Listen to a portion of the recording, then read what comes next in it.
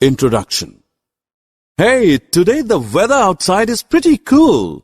Come, dear friends, let us go to school to read, to write, and to play.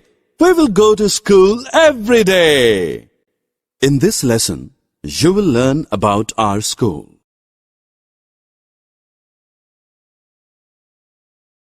Objectives.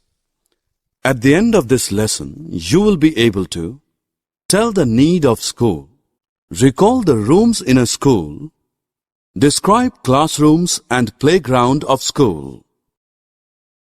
What do you wish to become when you grow up? A doctor, an engineer, a lawyer, or a teacher? For this, you need to go to school daily. A school is a place where you learn to read, write, and play. A school has many rooms such as principal's room, staff room, and classroom. A classroom is a place where students sit and study. The classrooms should be airy and clean. You can find a blackboard, chalk, duster, tables and benches in a classroom. The teacher writes with chalk on the blackboard. The students sit on benches and keeps their books on the table. Playing is as important as studying.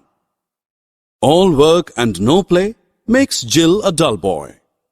So friends, you all must play besides reading and writing. The school has big playgrounds where children can play. You should have proper time for playing and studying. Therefore, school is a place where you learn and play. You should go to school every day in neat and clean uniform. Summary. Let us have a quick recap on what we have learned. A school is a place where we learn to read, write, and play.